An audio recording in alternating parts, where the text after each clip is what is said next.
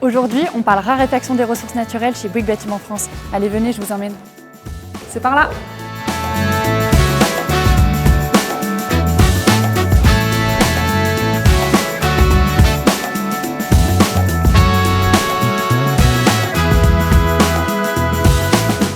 Aujourd'hui, alors que se termine bientôt la COP29, il devient essentiel d'aborder le troisième axe de notre feuille de route environnementale, celui des ressources. Bâtir pour la vie, c'est sortir d'une logique de consommation linéaire, c'est évoluer vers l'économie circulaire, où chaque ressource est optimisée, chaque déchet repensé, chaque projet conçu pour réduire notre empreinte. Nous sommes ici pour apprendre, pour réfléchir, se confronter, pour, dès demain, agir ensemble. L'eau, en fait, est une matière première qu'on ne compte pas et qu'on ne regarde pas. Les scénarios du GIEC reposent quand même sur une hypothèse très importante, qui est que les sols vont capturer pour nous gratuitement, le gratuit est très important, à peu près 30% de nos émissions de CO2 par an. Sauf qu'un sol sec, ou un arbre inexistant, parce qu'il a été coupé, ne peut plus capturer de CO2. Les pluies russes dépendent à 50% seulement de l'océan. Donc si l'Allemagne, la France, la Belgique, l'Autriche bétonnaient entièrement leur sol, et ben la Russie n'aurait presque plus de pluie, pour caricaturer et pour le faire simple. Donc pourquoi c'est important, c'est qu'il y a un lien entre ces cycles de l'eau, la bétonisation de nos sols, et la capacité à ces rivières atmosphériques de se balader, qui pose une question géopolitique très importante, c'est finalement d'où vient la pluie et à qui appartient-elle ? Oui, ce que fait l'Espagne, ce que fait l'Allemagne, ça nous impacte, et ce que nous faisons nous les impacte aussi en termes d'eau.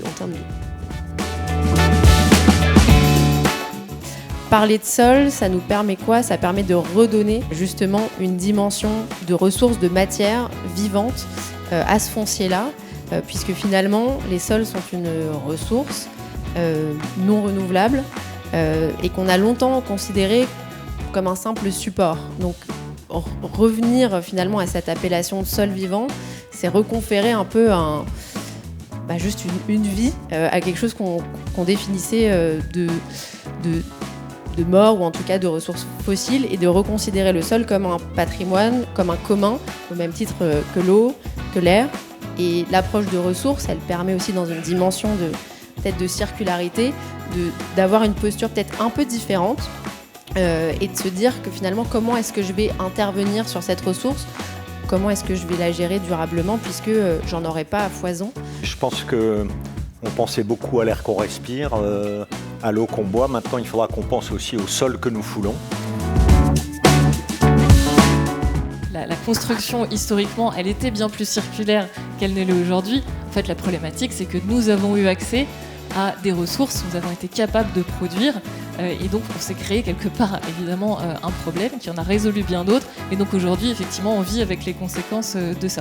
En tant qu'acteur de la construction, on a évidemment une responsabilité importante dans la question de la consommation des ressources. Le secteur de la construction, c'est 50% de la consommation d'acier.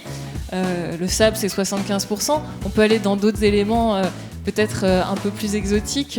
Le cuivre, c'est 40%, les plastiques, 20%, l'étain, 10%. Voilà, donc en fait, on voit que le secteur du bâtiment, finalement, est très lié et dépendant de l'extraction d'un certain nombre de ressources, ou du moins de leur disponibilité. Le biosourcé, ça permet d'avoir du stockage dit biogénique.